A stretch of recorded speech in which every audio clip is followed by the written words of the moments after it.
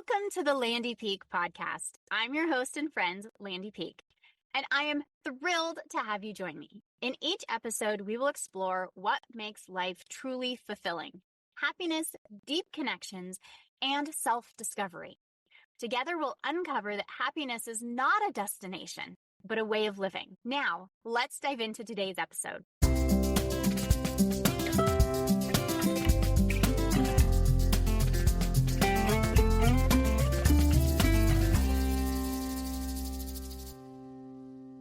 If you've ever felt like you've built a good life, but are wondering why you still feel depleted, overreactive, or disconnected from yourself, this episode is just for you.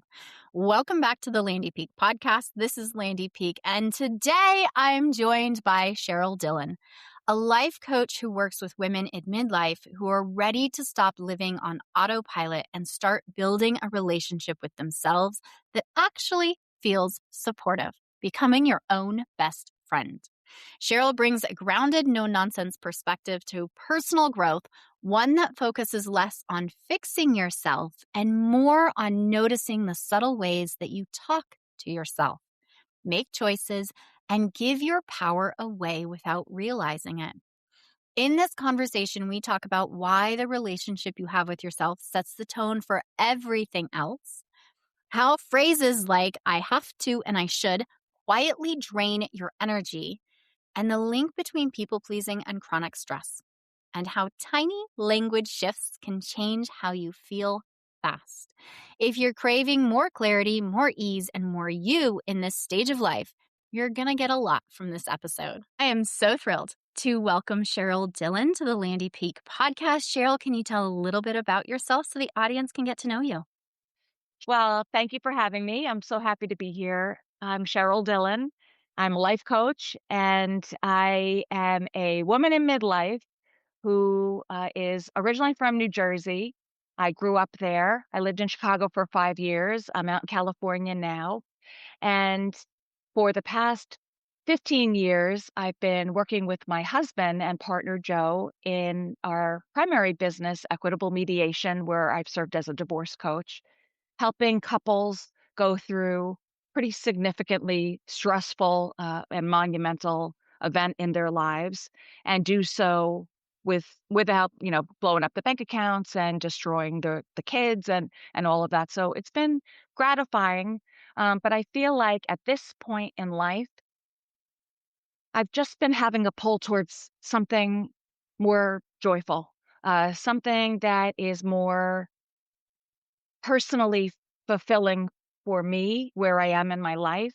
I still serve as a divorce coach in that business, but I've luckily been able to automate so much of our internal processes that my time is most dedicated now to coaching. And then in the freed up time, I've started this new venture uh, to really help myself and other women in midlife make these years joyful, vibrant, and really our own, living authentically and just anything's possible. Right? I think you're speaking the language of, I know me, but so many of our listeners who are in this midlife space, and we're finding we've built an incredible life and we want more of us, and we want more joy, and we want more freedom to just be who we really are and not necessarily the molds that we grew up in. One of Yes. the things that I was so excited about you is how you're really helping us tune into ourselves and being our own best friend. Can you share a little bit about what you mean? Yeah, absolutely. My belief is this is the most important relationship you have is the one with yourself. Mhm. And really how you're showing up attracts other kinds of people to you, other kinds of opportunities to you. It's really the foundation for happiness, in my opinion. And a lot of times when things aren't going our way, it's very easy for us to blame Mhm. somebody else or some other circumstance. Our boss did this, or, somebody did something to us and it's blame. But really, this year I've been doing a lot of soul searching and asking myself why I don't have certain things in my life that I've wanted forever.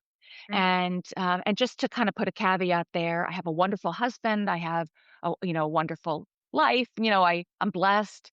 Mhm. So it's not about that's not good. It's there are some other things that I really always wanted, such as a circle of wonderful, supportive women friends.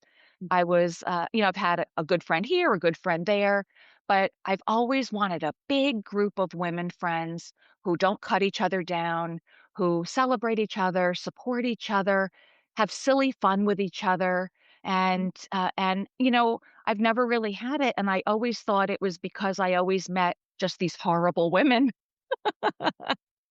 But that's partly true, but also it was because I was being a horrible woman to myself. So really how I was showing up, I was attracting those same kinds of people back to myself.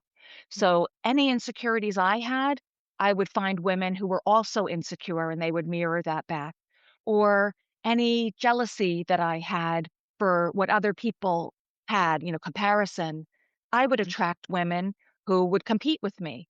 And so, it took a lot of bravery to recognize I'm responsible for a lot of this, but it really comes back to being your own best friend. And I feel like when you're your own best friend, you actually don't care so much about finding other people to fill things that are missing for you. You feel completely comfortable in your own skin. And when you do, it is natural that all these other people and relationships and opportunities will also be attracted back to you. So it's kind of a lot of what you put out is what you get back. And it all starts with you, how you treat yourself. Right. And it's incredible and I have been somebody that has played the blame game, have had a similar journey, really turning in, taking that radical responsibility is I am making choices that I might not like that rock in the hard place of I don't like the other options, so I see it as it's all their fault. While I'm still making that choice to Yeah. be in that relationship, to be in that position. So the example that's coming up in my life is I really blamed my husband for the place that we used to live in. And it was his job that brought us here. We had to wait till his job Yeah. moved. And it was creating a lot of tension in our relationship, real anger inside myself, and looking at, oh, wait, I'm choosing to be here. And the other options that I had, I didn't want to take. I could divorce, I could move, I could, do a lot of things that I was like, no, I don't see that as an option because it's not what I wanted to do. But when Yeah. we came to a space of, well, that is an option I'm choosing not to do. I'm choosing to stay in this relationship in this town because I want to be in this relationship. Then I felt like I had power and control. And it's like, Hmm. oh, okay. So we can shut Yeah. off the blaming him game and look at what can we do to get us to shift and move. And that was the pivotal point that allowed us to move Hmm. because instead of having this disgruntled passive aggressive relationship with him around his job, it was, okay, I'm really unhappy. And what else can we create? And we looked Yeah. at a lot of different options, but it allowed a conversation that allowed us to move. Yeah. It is really key when we're looking at how are we making ourselves happy? What's the relationship with ourselves? And it's really, really easy to turn to the outside world and say, like, it's this and it's this and it's this, but really it's me. And it's me choosing not to be happy because I'm not owning what I can do and what I want to do in life. Yes. And also, some of it is you're not doing anything wrong Right. necessarily. You're not aware that the choices you're making are bringing certain people and situations to you. And Mhm. sometimes, I find the reason that you're not aware is because you're just going around on autopilot Yes. and you're really not tuned in to yourself and Mhm. you're not centered. You're not able, like what I say is, you're not able to hear yourself think. Yes. if you're going in a million directions, it's difficult to sort of like slow down and listen to your inner voice, your intuition. Um, Sometimes it could be you're not getting enough sleep, so you're cranky, or you're not eating right, or you're skipping meals, you're hungry, so you're cranky.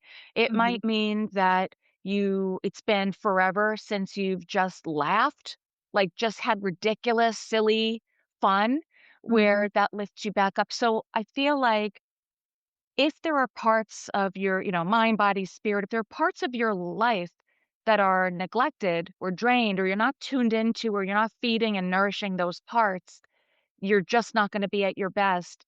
And that's when you're just going to continue to be in that cycle of blaming and being angry or being just like depressed, whatever you're feeling. So it's important to just always be checking in with yourself to have that balance.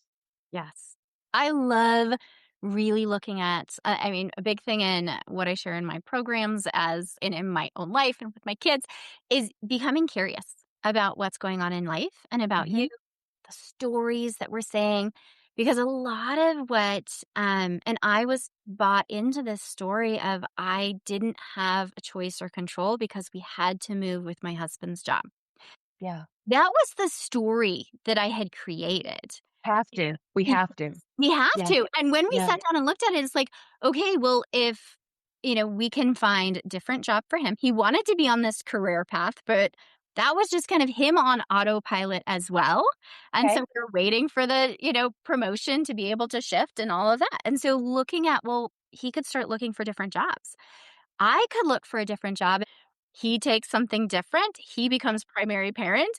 I work in a big way. So it opened up the door to seeing that there's other opportunities. Mhm. And the really interesting thing I really found about the brain is our brain only gives us certain options.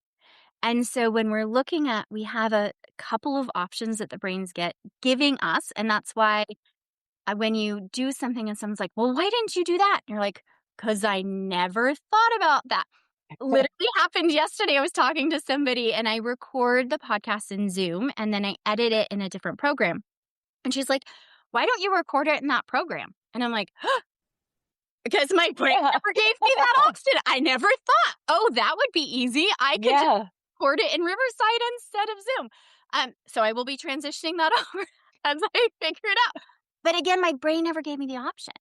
And Mhm. so when our brains only give us certain options, we need different experiences. We need that curiosity to see more. And when our Yeah. systems are really heightened and we're in that fight or flight, and most women are living in that fight or flight, go, I'm on alert, Yep. we're having a narrower focus. When we Yes. feel safer in our systems, in our bodies, in our environments, then things open up, and that's where creativity and curiosity can come in. And Definitely. there is no blame game. We're doing nothing wrong. Our systems are protecting us by giving us this narrow focus. This is what I have to do. Yeah. Shifting back to, okay, these are my other options and looking around and seeing it. And I think you're right. The key is becoming our own best friend because we have to have that nourishing relationship with ourselves Mhm. to be able to step back and see and Yeah. tune out of ourselves for most of our life. Like, my daughter once asked me, like, "What's your favorite color, mommy?" And I'm like, "It used to be, but like, I don't know, because and I could tell you my daughter's favorite color, my son's favorite color, my husband's favorite color, their friends' favorite colors." Right? I had focused all outward on everyone else, and I Mhm. neglected who I was.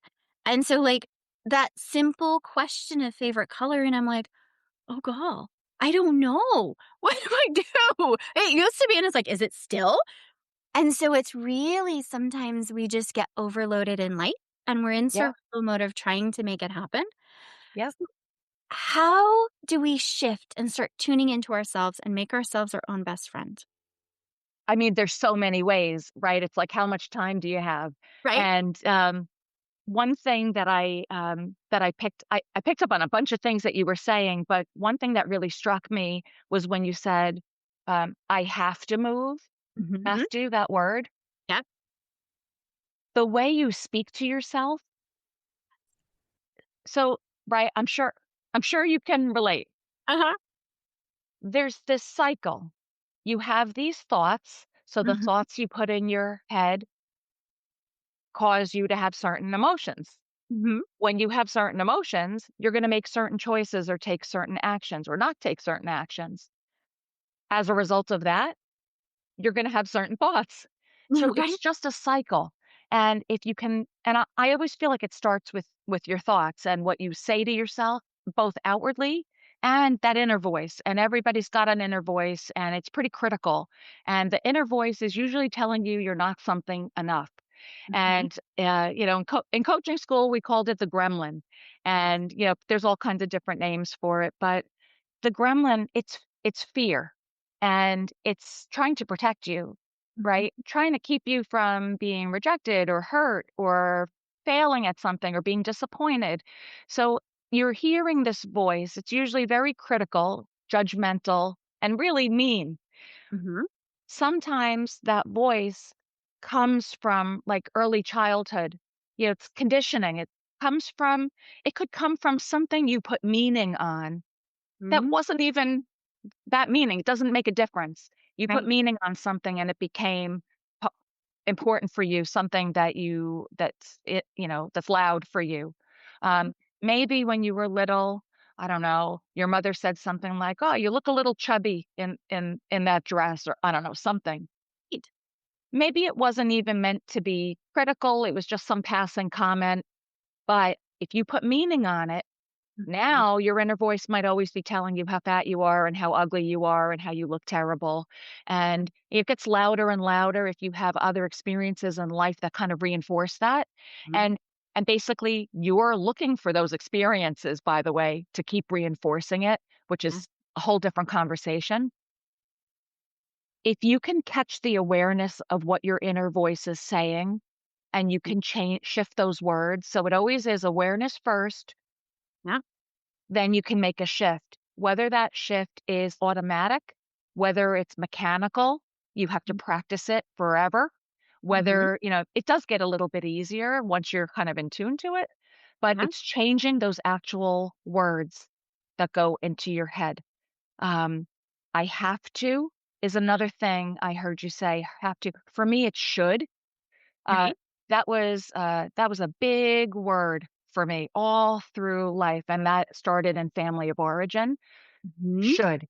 Yeah. To me, should equals bad.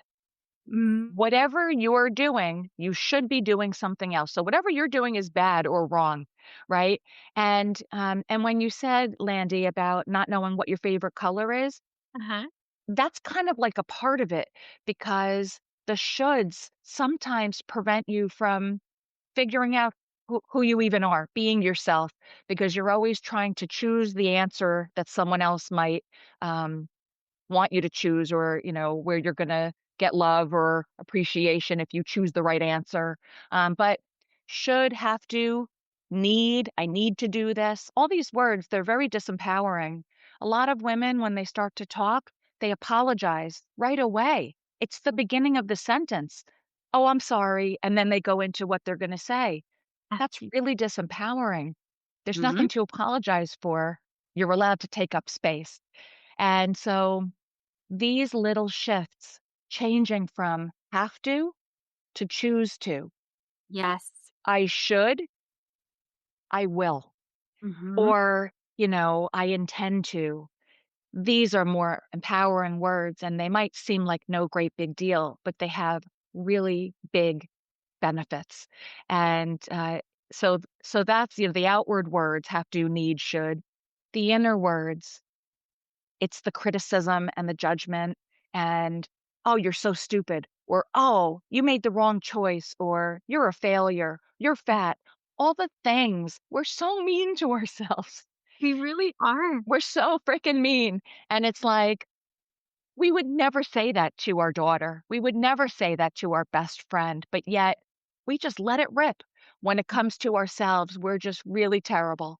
So it's giving yourself some compassion. By the way, it's not beating yourself up once you catch yourself saying a mean thing, because then that just keeps going. Right. It's just a shift. I'm doing the best I can. I made the best choice with the information in front of me. Every day is an opportunity for me to grow. You know, it's it's these encouraging words that you would say to anyone you love, that you start to say them to yourself, and your whole world opens, and your ability to tune in with yourself and be yourself and feel happier, that's all part of it. So I know that was a long answer, but I hope it was useful. It was amazing.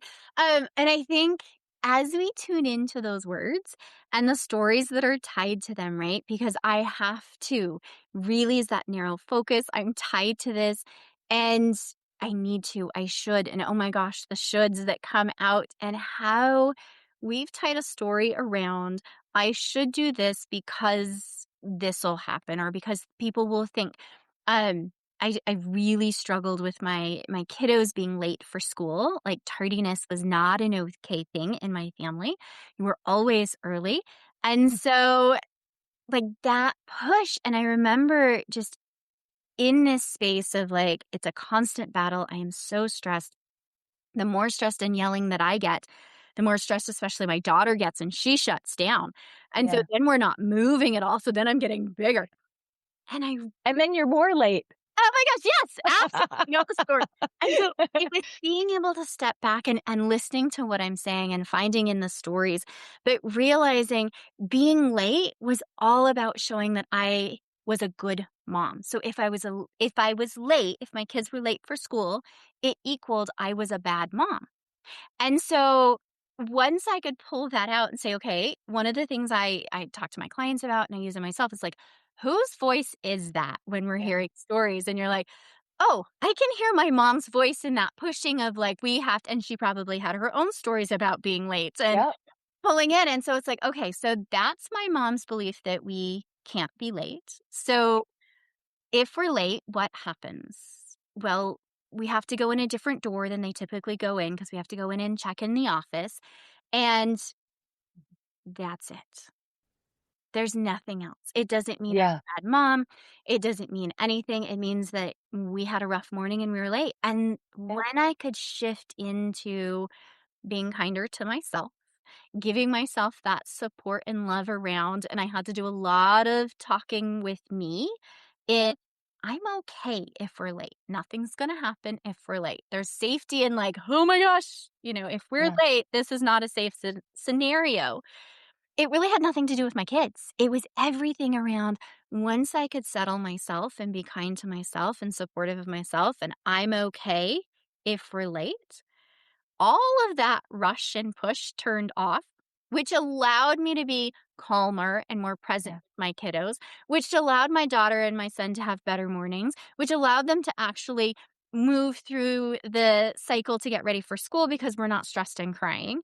And Yep. we haven't been late since. And it's not an issue. It really is, it's not a struggle.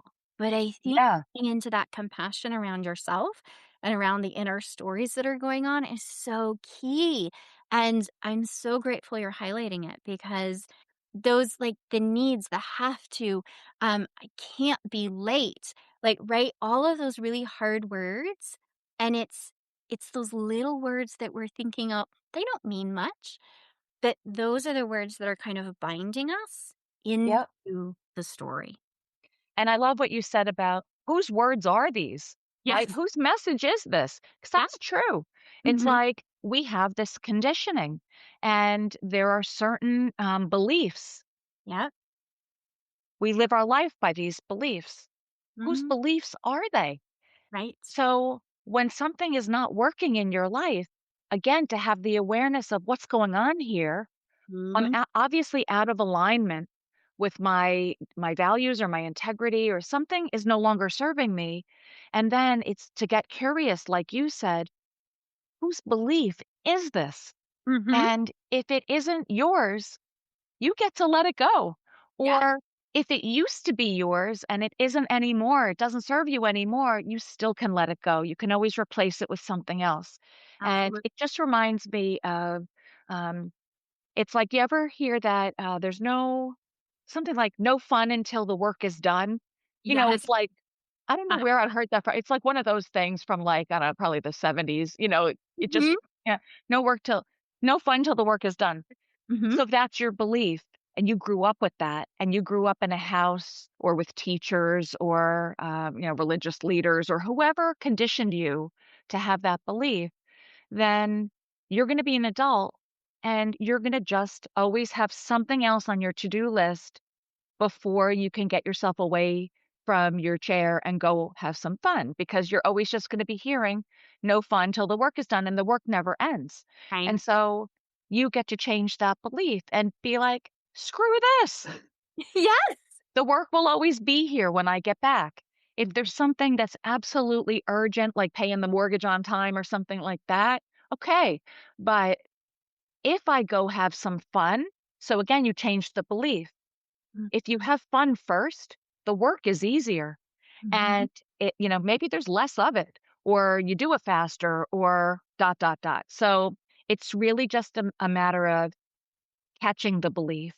Whose belief is it? Is this serving me? And if it isn't, letting it go or changing it to something that does better serve you. Yes, I love the changing it because I've heard a lot of people say let it go, which is really hard because it's deeply ingrained, especially if you've heard the same thing from when you're a kiddo. And it almost becomes part of your inner identity. I literally heard this over the weekend in that somebody in my family had said that our family raises strong girls. And so part of that inner Oh, identity to be one of the family is to be a strong girl or a strong woman, which okay. means in my family, you don't accept help. You do it on your own. You pull up those bootstraps and you make it happen. Yeah. Not necessarily serving me, and it's totally a mindset I've had for my entire life, but it doesn't serve me because I am the person that will carry in all of the groceries, and my husband will say, "Can I help?" I'm like, "Nope, I've got it all." And it's like, "You look ridiculous there. Let me help." And Yeah. learn to receive help because there's those inner stories of like, this is what we are, and this is the priding of like who we are as a family. And Yeah. we hear a lot of those inner stories of, the so and so family, we're always this, right? Or money doesn't grow on trees. So we get really like restrictive and worried about money because we hear that it's not abundant, that, Yeah. it's not going to just be there for us. And all Yep. of these inner stories that, we've heard and we share aren't necessarily bad, but it is something to be curious and aware of. And I love how you tie in, is it serving you? Because we can have these stories that they're okay and they're not impacting us in our life. They're not a disservice. But when we get cue into, is it serving me? Like, A, I get to choose. Does this Hmm. align with who I want to be? Is it serving me? And if it's not, I love the let's flip the script. Let's change that story because I think sometimes it's easier to change the story than just to kind of let it go. Yeah, definitely, especially, if it's something that you grew up with, and, Mhm. what the ones that you just described, the money doesn't grow on trees or the no fun until the work is done, those are limiting beliefs, right? Yes. And actually, those are the easiest ones to flip. Mhm. The gremlin and the inner critic and all that, that's a whole different story. Yeah. But these, in the pantheon of the hold that they have over you, the limiting beliefs, in my opinion, are the easiest ones to catch and change. And Mhm.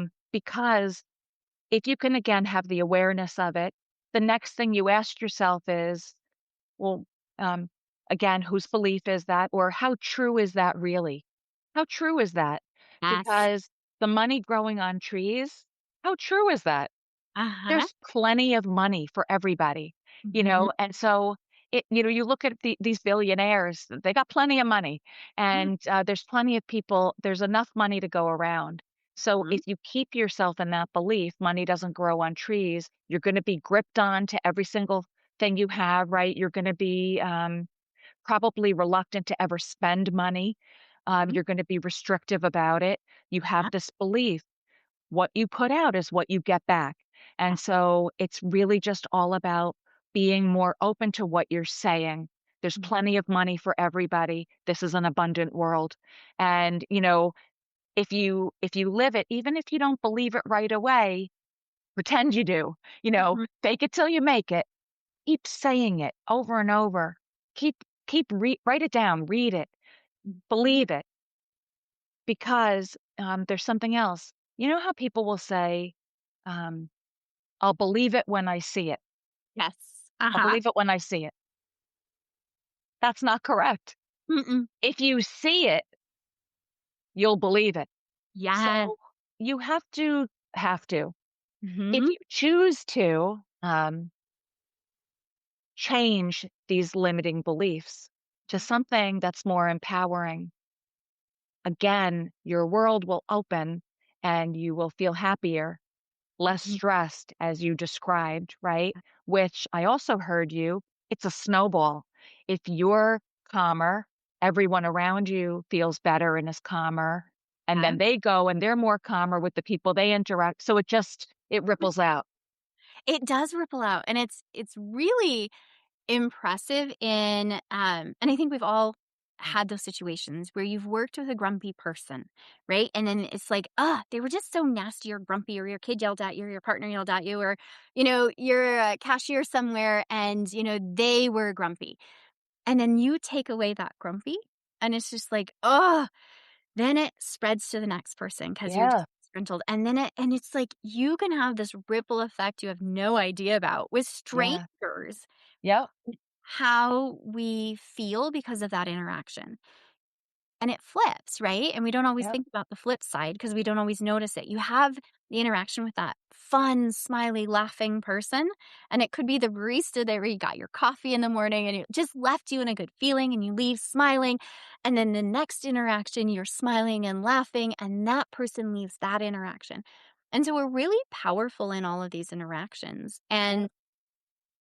as we kind of shift and tune in, one of the things that I talk a lot about is becoming the thermostat instead of the thermometer so that we're setting our own stage and we're not as impacted by what's going on. So if my Yeah. kiddo is having a complete meltdown, which happens, I'm not getting sucked into that meltdown. My energy and my emotions aren't tanked because they're Hmm. having a rough time.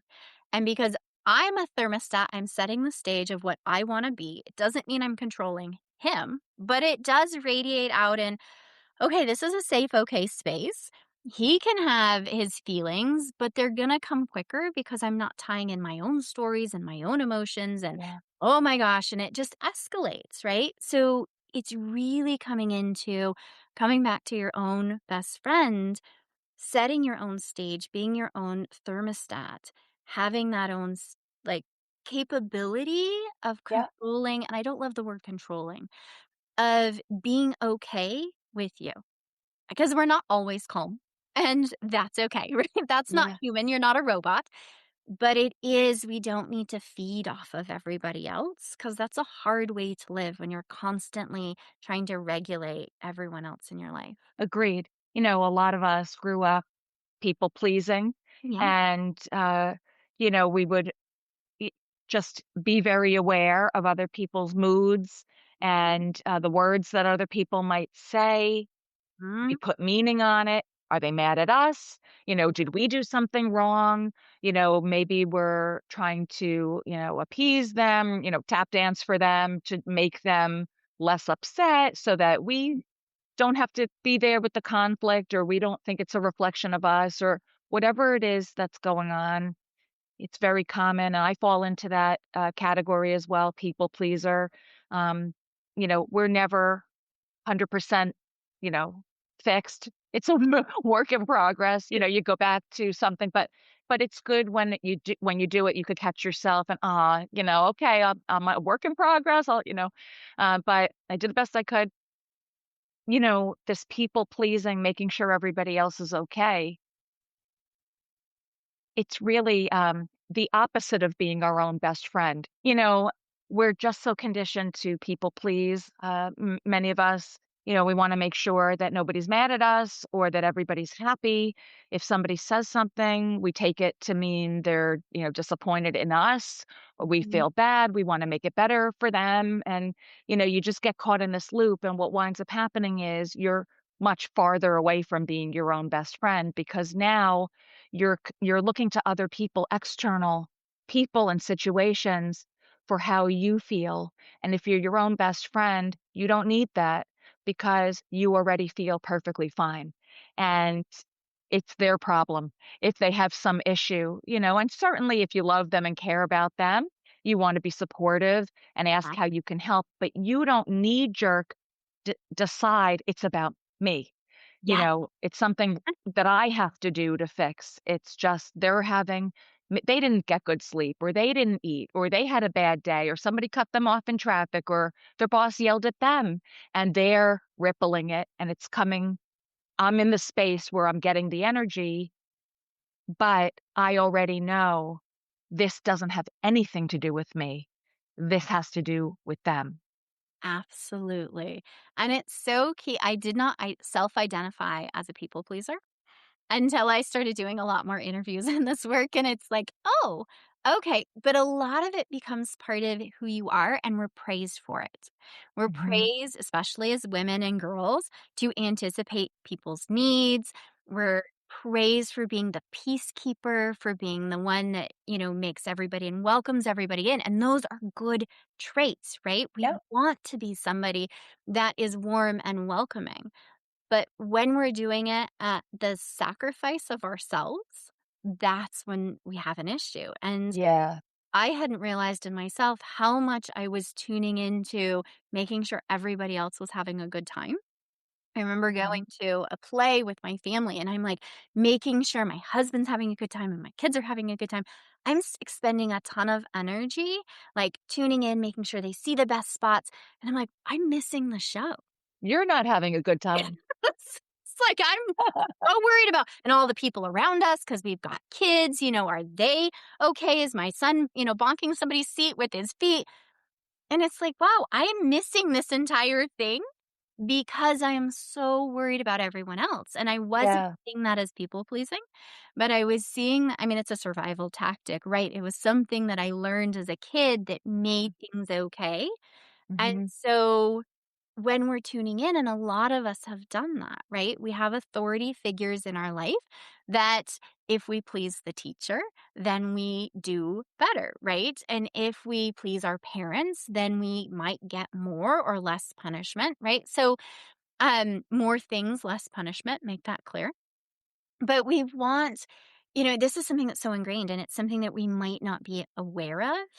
And it really is just bringing back to that curiosity in being aware of the patterns, being aware of what we're saying, and tuning into, again, compassion and support with ourselves, right? We're not overhauling and flipping the script on everything in our lives. Yep. We're saying, this is a pattern I see. Does it serve me? Is it something I want to change? And by the way, I bet most of the time, all the people you're trying to make sure they're all okay could care less. They're Yes, fine. they're fine. It's you. Absolutely. They're fine. Yes, 100%. And that's what I get. No, I'm fine. We're okay. It's like, are you They're okay? like probably like, "Mom, leave me alone. We're fine." There is definitely So, some of that has happened. yeah, Um, definitely. but it's that overcompensation and having to be aware of that pattern and then shift it. And it's like, oh, wait, I can enjoy the show. I can enjoy the experience, and they're going to Yeah. have their own journey and experience, and that's okay. As we come to a close, this has been such a phenomenal conversation. Is there anything else that you want to share or highlight for the listener? I would say, you know, if the listeners are on their own journey of becoming their own best friends, not to be harsh with themselves, just start really small. It's Mhm. like if you haven't worked out in 10 years, you're not going to make a New Year's resolution that you're going to go to the gym 7 days a week. Everybody knows you're going to fail. That's not going to happen. It's not going to last very long. Mhm. It's better to start with something that is so, so small and so no-brainer doable. Mhm. Like I'm just now going to start to be aware of when I apologize in the beginning of my sentences. That's it. Mhm. Yes. And it doesn't even necessarily mean that right that very minute you have to change what you're saying. That would be great. But if Mhm. all it's going to be the baby step, it's awareness. I'm just going to start to now notice how often I say that. Mhm. Just witness yourself. Don't Right. don't fix yourself. You're not broken. Just Mhm. witness, curiosity. Huh, I really say that a lot. I intend to say that less frequently. Don't go to I'll never say it. Yes. If I noticed that I say it in the beginning of every sentence, my intention is to say it one less time. You I know, love that. Yes. or when I have the awareness that I do it, I'm going to shift and I'm going to start the sentence again Mhm. without those couple of words. Or I have a client and she puts a little pebble in a vase every time she catches herself, has the awareness, and she starts to see the pebbles accumulate, but it also helps her, track her progress. So it's really just, again, don't be self defeating by beating yourself up when you have the awareness of how often you're talking to yourself poorly. Right. Just be curious, be nice to yourself, treat yourself the way you would treat somebody you really love.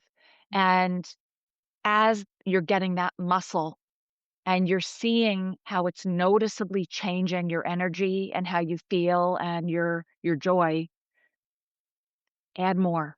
Mhm. And it's that's it. Don't blow it up by being hard on yourself that you're still doing it. We're all human.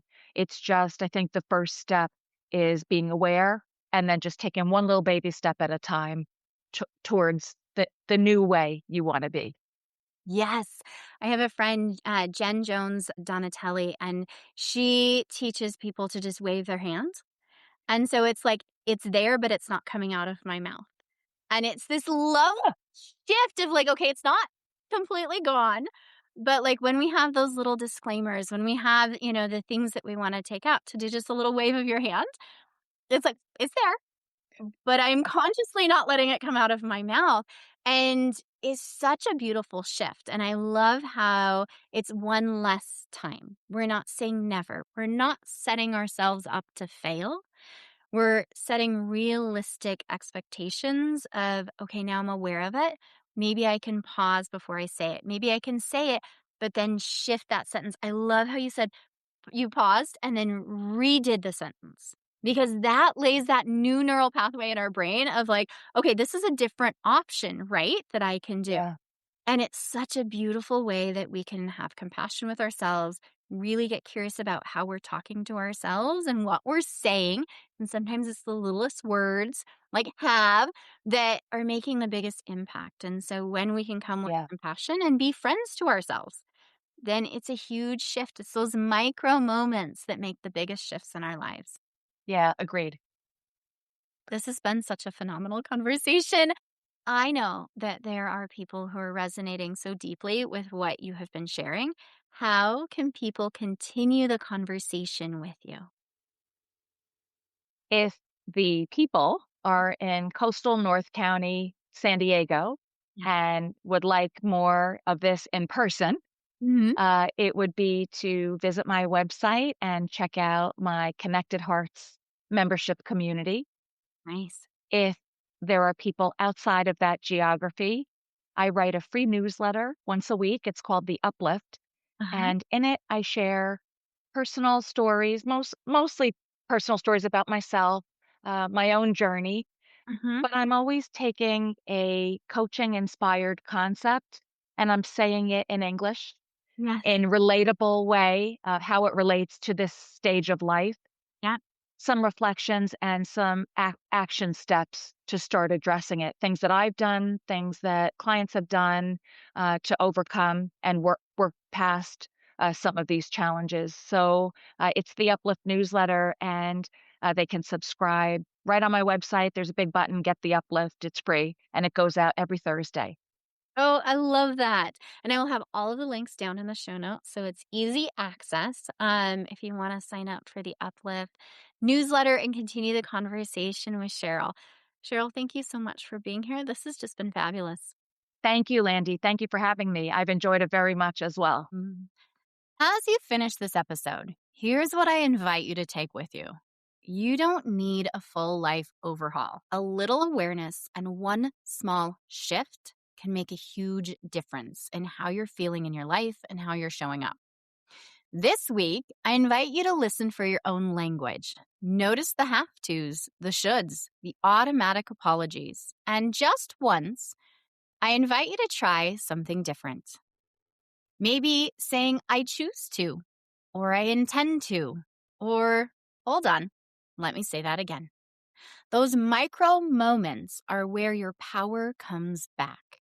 If you want to keep going with this, especially if stress has been running the show lately, I built something just for you. It's called Stress Rewritten. It's a private audio experience that helps you change what happens in real time when stress hits. So you're less reactive, more steady, and you don't keep paying for one hard moment in your day with the rest of your day. Inside, you'll get subconscious guided audios that shift the story underneath your stress response just by listening. Rapid nervous system resets that you can use in real moments without thought. And letters that speak directly to the parts of you that take over under pressure so you can respond in a completely different way. You can find the link down in the show notes to sign up for the waitlist. And if you want to connect with Cheryl, I'll also have her links down there. Join her Connected Hearts community if you're local with her, and her free weekly newsletter, The Uplift. I truly want to thank you for being here, for doing something incredible for you, and taking this time out of your busy life. I am so grateful that you're in my life and that you're listening and showing up.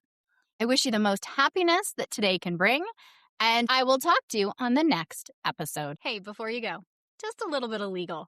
This podcast is designed for educational purposes only. It is not to replace any expert advice from your doctors, therapists, coaches, or any other professional that you would work with. It's just a chat with a friend, me, where we get curious about ideas, thoughts, and things that are going on in our lives. And as we're talking about friends, if you know someone who would benefit from the conversation today, please share. Because I think the more that we open up these conversations, the more benefit we all get. So until next time, give yourself a big hug from me and stay curious, because that's the fun in this world.